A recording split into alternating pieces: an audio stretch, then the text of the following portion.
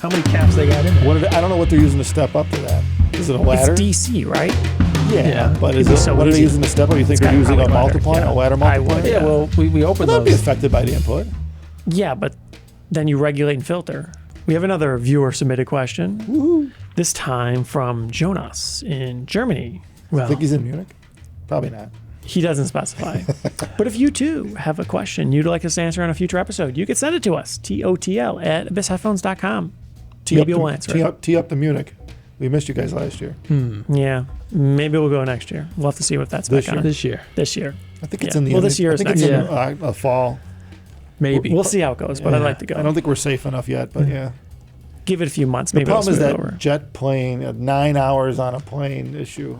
Well, there's other problems. Even as it's a well, very but, yeah. nice German flight. You know, It is nice. Lufthansa. Yeah. It's very nice. They Something give you the like hot that. towels to put on your. First of all, thank you very much for your great videos. Well, you're welcome. I have some headphones myself, including a Diana. Ooh, fancy. Now for my question. What is the best way to store headphones? And that's not a bad one. We've gotten questions like that from time to time. A little bit easier to answer it in a video rather than one-on-one discussion in an email. Yeah. So this is a bit of a hot topic in some regards on forums. Some people say, I throw them in a ditch and I don't worry about it. Other people got like little blankets to cover it, little houses or cases and stuff. They're real neat and tidy. They keep Steel them away safe. from everything. Yeah, Put them in a safe. Yeah. big differences here. And I see the merits to both points We should there. make an Abyss headphone safe. Abyss headphones safe. Yeah. Start machining one of those. Okay. Safe. Second, Yes. we got to make headphones. Maybe Yeah. not on that. All right, let's get that. But storing your headphones. And by the way, we should mention, everyone talk about making headphones. We are a bit on a back order situation here, hardcore, because we've got just slammed through the holidays and it just keeps Yeah. going. So Yeah. we appreciate everyone for being patient who has headphones on order, because we're doing the best we can. And the machines only run so fast. In fact, we're just adding 2 more machines in a few weeks. We're working on it. Yeah, we're It is a working on work it. in progress. Yeah. So Yeah, So it thanks doesn't happen overnight. thanks for the patience. Yeah, we unfortunately can't increase the production speed quickly, but we're working on it. So storing headphones, I think it's highly dependent on the headphone type. Typically, your lower end headphones, your very cheap headphones, the stuff you see in the consumer space, $50 and below, that sort of thing, it's hardened to the typical rigors of consumer use and abuse. It's kind of made just be hucked in a bag and not thought about. It tends to be more tolerant to dirt ingress and things of that nature because it needs to be. AKA something your typical college student would be carrying around in a Right. book bag. Right. Now, Throw Toss it in it there. Yeah. typically there is a penalty paid for that. A lot of times it performs worse because of all the protections put in place to stop stuff from getting in. That also tends to impede the back wave of the driver from getting out, even if it is an open back headphone. But the challenges there are making something that is open back that doesn't have the difficulty of dealing with the back wave of a closed back headphone, but yet doesn't allow stuff to get in, dirt, whatever, hair, all kinds of debris, metallic particles and stuff. And things like electrostatic headphones, they're especially sensitive to this. They're Since- probably the most sensitive to, Probably to the their most. environment yeah. because the diaphragm's so thin. Well, most people that have them do know this, because I know a lot of them are like, they have their enclosures for them, and they keep them in there. Yeah, they keep them covered. Yeah. Due to the simple nature of how they work by design, they're very, very sensitive to dirt, atmospheric issues. We must have brought this up in a past video because one of the commenters mentioned that that he had electrostats and some construction work began next door or something like that. Yeah. Within a month, his headphones were screwed up and he had to get them repaired. Right. So I'm not picking on electrostats. I'm just saying that the people that don't know that or know that, most people I think that have electrostats know that. They like you seem to said. know, yeah. Yeah, but if you don't, you find out the hard way. And, dust and particulates in particular really aren't good for anything, Well, no. But Some drivers are more tolerant than others. yeah, like a dynamic, I don't think would care about it. They're more so willing to much, tolerate it, but still, it depends on the design. You get it in the wrong spot, Well, that's and you could true. impede motion, or Yeah. you could interfere rubbing, with the function. You cause could a cause rubbing, rubbing on noise. yeah. Yeah. You could if you get it jammed in the little slot Yeah. where the voice coil is, you could have a bad day. The biggest thing we've seen, the only thing we've really seen with ours is, I think we had maybe 2 pairs so far we've come back, and there were very fine metal particles Yeah. that got attracted by the magnet. And I don't know. We didn't know. We don't know. We didn't know the reason for it. Yeah, nobody ever tells us. Seems like I don't know. the customer, you mentioned it to the dealer, the customer, and they don't seem to even know how it happened either. But, it's funny, but somewhere there was particulate, iron particulate. I mean, maybe they were cutting something at some point, or they laid him down on a table that had it. It doesn't take much, really. I mean, it's just usually you don't have metal laying on a table. Yeah. But if you do, Well, I think that's where you don't really know where it's coming from, because like it's not really a mess. Like it's not like you're sitting there with a chop saw cutting steel, right? But somewhere along the way, this headphone found that, and it's going to attract it, and it impedes the motion of the diaphragm. It basically, the little metal particles pin themselves.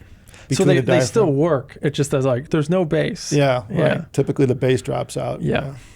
Right. But it's rare. And, you try to avoid metallic particles getting near your Metals headphones. are an issue. Yeah, because with pretty much any design, that's a big problem. Yeah. Some are more susceptible than others, but for the most part, any type of small debris that could get through screens and meshes and stuff like that, that's dangerous. So if you're near any type of metal grinding, or maybe you do some sort of sanding of that nature, that's an issue. Yeah, you want to keep it away from that. Or what's that thing where you it's a little board game and you got a magnet and you make a face out of it? That's the old guy, and you put yeah. What's that called? I forgot what that's called. It's like the face with the red nose and nose. You can move the metal, the iron particles. Little iron particles in like a plastic thing. There's a magnet on a stick. If your kid busts that open, get the headphones away from it. That's a problem. So it depends on the environment. Yeah. Some people have very, very clean environments, and then you could just have your headphones wherever, nothing to worry about. If you have very dirty environments, it can be a concern. But the trouble is, it matters what's in the dirt. If you just have a dusty room, well, that's not inherently an issue. Dust isn't typically magnetic, but sometimes depends on the constituent particles. It does. Sounds like Mars. Yeah, it's very possible. What a brutal situation. Yeah, don't listen to your headphones out and about on Mars. It's bad. That could be a problem. It could be a problem. Best practice: try to keep any headphone clean. That's a good idea. I think anyone would agree with that. You want to store it in usually a clean, dry place. Yeah, keep them away from stuff that's going to make a lot of whatever. It's going to make a lot of dust. Where the electronics are. Don't use any cleaners on them, because then that's kind of like potential to contaminate your headphones with a cleaner. So, that is a thing we've seen a time or two as well. Yeah. If you keep it away from stuff, there's no reason to spray a cleaner on the product. And I see almost no advantage to spraying a cleaner on a headphone. Typically, that only causes issues. Directly spraying any product of any kind, even if it's water on a headphone, is typically very much discouraged. You should avoid it. Yeah. You always want to, if you absolutely must clean a headphone, most people will recommend spraying something like water on a cloth and then wiping a very lightly dampened cloth on the product to clean it off. You don't want to saturate anything. You don't want to soak it. That's the case for any headphone. You really don't want to get them wet. You don't want to spray any chemicals of any sort. I mean, maybe dihydrogen monoxide. Unless they're made for waterproof. Notice they're called waterproof headphones. Waterproof. Do they make those for like scuba divers? Yeah. Well, they're made for swimmers. Oh, yeah. Yeah, stuff like that. There's varying degrees of waterproof. We never took one of those apart. What the hell are those made like? I don't know. Just a dynamic Mylar driver? And they like seal it around typically. Yeah. So the driver's exposed. Right. But it's typically sealed around the enclosure so that the entire back structure is sealed, and the only thing exposed is the front side of the driver, because obviously it has to be. It has to move air. Yeah. So water will still get in and affect the sound. Yeah. It's not. It's kind of like your phone. You ever get water in the speaker? No. It sounds bad. Sounds awful. I bet it does. But eventually the water goes away. I mean, it handles it, but So they don't actually make a seal, you don't think, to the head for the swimmer? It gets water. Well, they usually they probably earbuds and attempt to stuff. do that, but it's not going to be perfect. Yeah. It seems silly to try to listen to music while you're swimming. I mean, some people do. On your head. But Yeah. If you can get away with it. Some attempt to make a seal. Well, earbuds make sense, I guess, because you can kind of seal the water out of your ears, too. Yeah. Which is kind of nice. Yeah. That kind of makes sense. You're not wearing like full-size headphones in the pool. You got some pretty nice fitting earbuds. A little off topic, though. That's more or less designed to function the way you would expect. That's designed to fit that purpose. It's designed to be waterproof. They're not worried about the sound quality directly. They're trying to get the best sound quality they can while being waterproof. Generally speaking, in the high end, water resistance isn't a high feature because it's very impractical to do. It's unheard of, actually. It's not, right. It would be very challenging to make a world-class headphone that's waterproof. It's not on the tick box of the engineering right. And for most people, it's not a problem because usually we're talking about big, bulky headphones. Yeah. You're not gonna be taking them to the beach anyways. Probably not. No. I mean, if it rains out or something, plus, again, you should try to put them away if you can, protect them. Most headphones will tolerate water. I mean, they'll be all right. You should probably note, but it's not something you want to. Water's not brutal to them, but it's not something you want to. Yeah, and if they do get wet, you want to put them in a warm area where they can dry out. I'm not talking boil them in oil or anything, but put them in a warmer area if you can, or in this somewhere where it's a little bit warmer. Yeah, that's a good idea. Allow them to dry before you use them. Right. We should know. If your cables are connected, disconnect the cables because if any water's trapped in there, if you get really evaporate. Soaked, So it's something to think about. Same with phones or anything. You really should. Something like that gets really like you drop them in the toilet, turn it off. Put it in a warm spot for a day or so. Or take it to somebody who can deal with it and dry it out internally. Even if it says it's water resistant or waterproof. Yeah, it's a good idea. Although I don't believe any manufacturer says waterproof on their phones. Because that's very misleading. They can tolerate water, but they're not like, they're really made for like splash resistance, not dunk resistance. Although they claim ratings for that, that's under ideal conditions with a new phone. The problem is over time, the gasket's age, the device bends around and flexes, and the seals could break, and water could still get into the device. Because people think waterproof is very people difficult. think, I took it out of the toilet, it's fine, it's working, and then a day later it quits. It quits real bad too, like it never works again. Water seeps everywhere. And then it starts corroding traces inside real quickly. And big problem. Evaporation is your friend at that point. You want to get it warmed up and turn it off. Don't use it. Power it down. Power it down, and hope. Yeah. Maybe, But anyway, on a headphone, so we recommend, if you have a stand, a good idea is to have a headphone stand, have a place where it's always kept. I like to use a mouse pad in some areas, like on my desk, I got a mouse pad, I put it on the mouse pad, it protects it from scratching the desk, it protects the desk from scratching the headphone. So mouse pads are a good size for headphones, I find, and they're kind of a nice surface, and you could always shake it off or clean the mouse pad. And we got the room stand made over in Europe, so it was designed specifically to just hold a 1266. And a gnome even likes to sit by it. But a stand's always a good place because it just kind of gets you in the habit of putting it in that one spot where it's pretty safe. Yeah, where you're not like angle grinding something. If you're angle grinding anywhere in the house, good idea is to cover any headphone. Yeah, that would be a really great idea. Get it the hell out of there. If you're doing any grinding or sanding of metals, you don't even want it in the same area. Keep it away, very much away. Because you'd be surprised how far that stuff can travel. Yeah. And, and you'd be surprised how good these magnets are at picking it up. So yes, they're very strong. Now, personally, I do some sanding and grinding of metals from time to time. My headphones are just laying out. I never had a problem. But we've seen a time or two where these things have caused issues. So as a general rule, probably keep them away from metallic particles. Yeah. That's a good idea. All speakers. One other thing to consider is extreme temperatures. Very cold usually is okay with most products, unless it's unusually extreme, like -50 plus maybe. That's pretty cold. That's pretty cold. Yeah, not recommended. But extreme high temperatures can be a problem for a lot of devices. Things get brittle at those temperatures. They can, Materials get very brittle. Yeah. Although I don't think you're going to be wearing open back headphones in Antarctica outside. Probably not, but for storage, it's possible. It'd be a bad idea. In some climates, it's possible to see those temperatures. Yeah.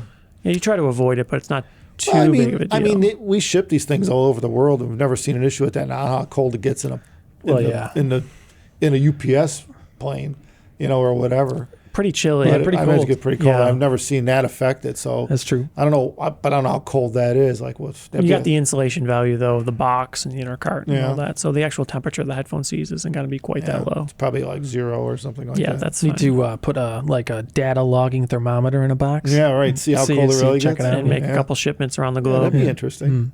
Should do that. Easy to do. Like it's winter now. We could send it next shipment to Europe. Just see what the hell.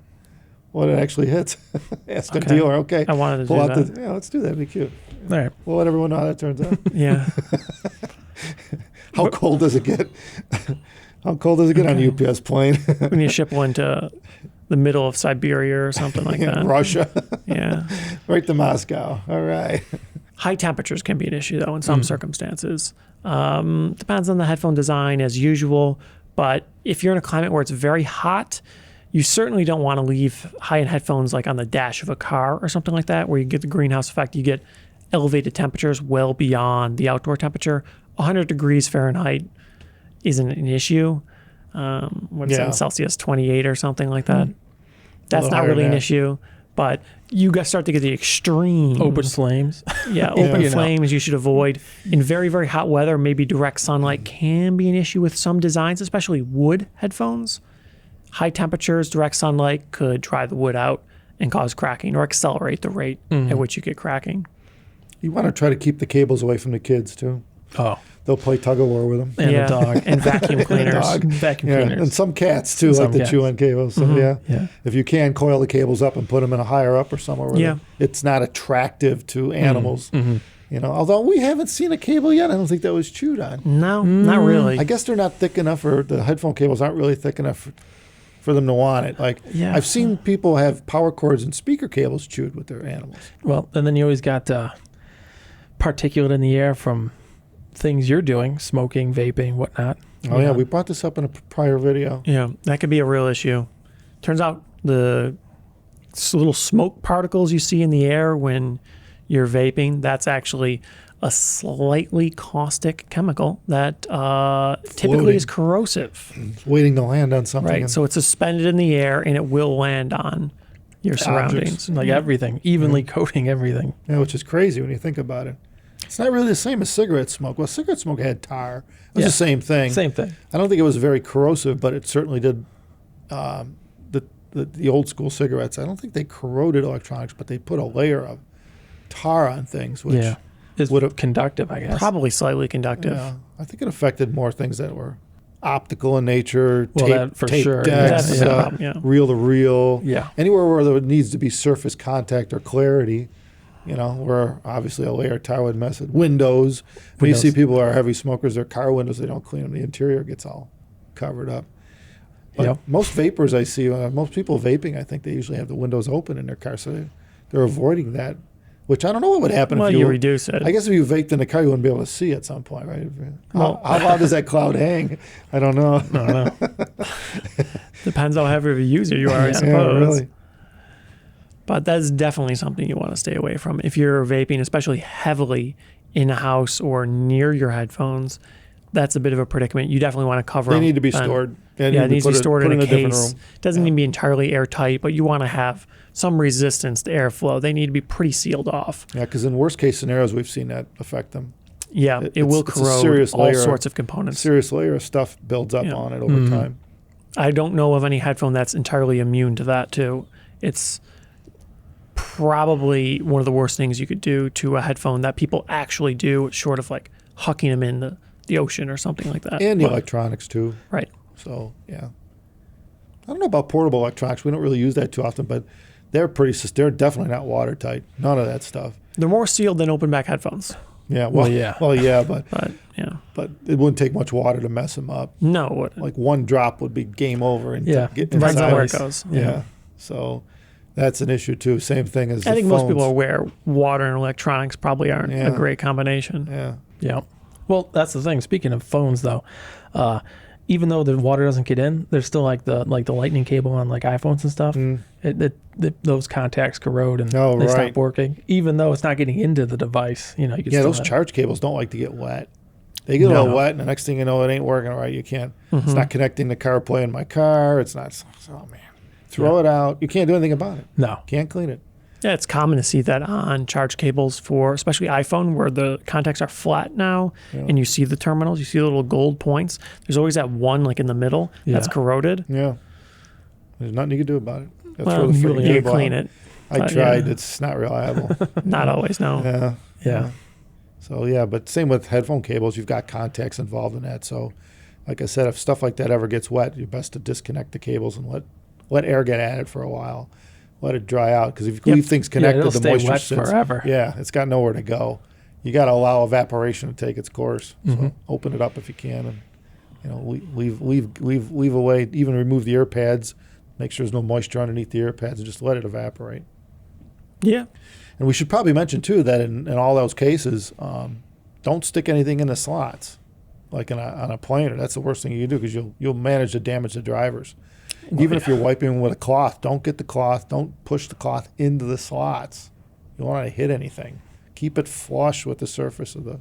That's possible. There's really not much to it. Just trying to keep them away from caustic chemicals, atmospheric corrosion. So other than that, they're pretty durable. I mean, really, considering how many places in the world we have our headphones, we haven't really seen a lot of issues. And considering all the variables there are too, with weather, the way people treat their things, some better or more than others. Really, I mean, other than like leathers wearing out or getting saturated with something, we haven't really seen anything that's detrimental to the headphone. A couple vaping issues. It's pretty uncommon. So I mean, basically what we're saying is you guys are doing a good job with your headphones. For the most part, yeah. Keep it up. Other than that, we got to wrap this thing up. It's time to get back to work. We got to make headphones. Anyway, thank you everyone for watching. Remember to email us at totl@abyssheadphones.com if you have any questions or want us to discuss something. Thanks. Take care.